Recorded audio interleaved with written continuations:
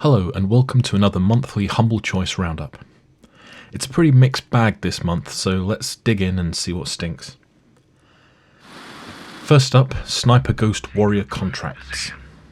This is marketed as a tactical sandbox FPS.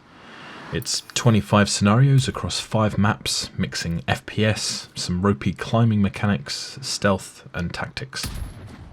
It feels like someone built some set pieces for an FPS which then got cancelled and they needed something to do with what they had left. It's not terrible, the training's solid and you're well prepared for taking people out, but I was already bored by the time I'd killed my first person and started the Wish.com Tomb Raider mechanics to get to the next target. Natural regeneration abilities. Oh, don't worry about falling, your magic suit takes care of that, but it won't land you quietly without getting murdered. Very annoying. Here, you'll experience the world. I'm not a big racing fan, and when I do play races, I tend to prefer arcade-style racing to simulations. F1 2020 is what you get when someone decides that the game isn't boring enough and wants to add as many unskippable annoyances between you and the actual racing.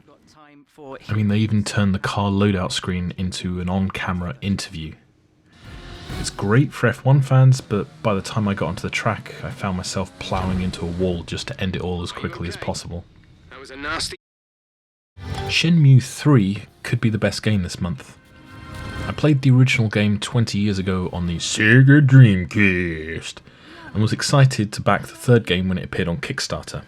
But like most things on Kickstarter, I didn't keep up with the updates and failed to actually play the final game. This also applies to Double Fine's adventure game. Sorry, Tim Schafer. You can immediately tell from the look of it that it's Shenmue. Everything about it feels familiar and somewhat nostalgic. Somehow the visuals feel like something from the Dreamcast era, but with a much more modern engine. If you're a fan of JRPGs or Shenmue, then this is definitely one for you. Even with its unskippable cutscenes, it's a lovely game, and I really hope I can find time to play it properly this month. As I obviously have a spare key, I'll be giving it away in the next week or so. So if you want it, subscribe and drop me a comment below and I'll pick someone at random to award it to. Main Assembly is like someone took the little PlayStation robots and gave them their own sandbox game. Mostly it's some light construction and puzzle solving, and it's kind of fun once you get used to how it does things, but after a few rooms I lost interest. I will let you drive around. It's okay, I just wasn't very engaged. Proceed to the parking area and Rock of Ages 3 is like tower defense meets bowling. I have Rock of Ages 2 from a previous bundle and it held my attention for approximately 9 minutes. This one fared a little better, 13 minutes. It has a really great rock and roll soundtrack, but the game itself was somehow duller than its predecessor and slightly buggier. Not one for me, I'm afraid. Remothered Broken Porcelain is a sequel to the game Tormented Fathers, and thankfully it has a recap for people unaware of the plot from the first game. It seems to be a stealth survival horror game. After a bit of a play of the first few pieces, I was quite creeped out, but still interested in where it was going. I'm going to keep it installed and see if it piques my interest. I'm not really one for stealth survival games, but I can see this being well received by fans of the genre. In Other Waters is a puzzle game where you seem to be controlling the vessel of someone underwater on an alien world.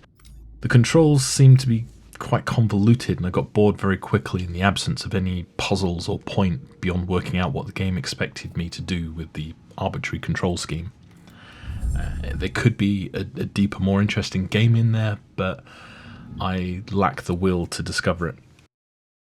Aven Colony is a space colony building and management sim from Team 17. Hopefully at some point the aliens from Alien Breed will turn up. The tutorial is pretty balanced and gets used to locating upgrades and managing production and resources, so I'll be going back to see more of what this has to offer. So far I don't hate it. Progression is fun and you can speed up time to not have to sit for ages through building or harvesting of things. Definitely one for building sim fans. Usually these bundles have an utterly awful virtual novel masquerading as a game. Simulacra does that, but one step better. You start out with a phone and you have to work out what happened to the owner as you go through the messages, interactions with friends, and recorded or corrupted messages and videos. It got a bit of a 90s Night Trap vibe, but it didn't really hold my attention for very long. It's definitely an interesting concept though. Colt Canyon is a pixel art style western where you run around shooting people and trying to find ammo. And trying to find ammo. And trying to find ammo. I had trouble capturing footage for this as the window size sticks with your screen's aspect ratio and my screen is wide. The game's pretty cool though. It's not worth buying the bundle for it, but it's definitely worth playing if you do buy the bundle. Skully is surprisingly fun. You start with a skull rolling around on an island, collecting flowers and dying when it gets wet, just like real skulls do. After a short while, you gain access to a larger playable monster that can punch through obstacles and fight enemies. It's pretty interesting so far, and I'll put more time into this and see where it goes. It's a potentially fun platformer and one to check out. And finally, we have Popup Dungeon. This game confused me at first as the menu options didn't seem to have an option to play, and I thought like some previous Humble Choice games that we'd be expected to create all the gameplay ourselves. It turns out it was just meant to click the chest up top. It's not too terrible once you get to the dungeon crawling, but I did have problems trying to work out how to get characters to do anything once the fight kicked off. I found it kind of frustrating to play and promptly uninstalled it. So that's it. As I already own Shenmue, the only games I'm going to go back to play besides that are Aven Colony, Skully, and probably Broken Porcelain. It's a very mixed bag, I think. If you like F1, Colony Sims, or you don't already own Shenmue, then it could be worth a buy. Otherwise, there's not really much to warrant it.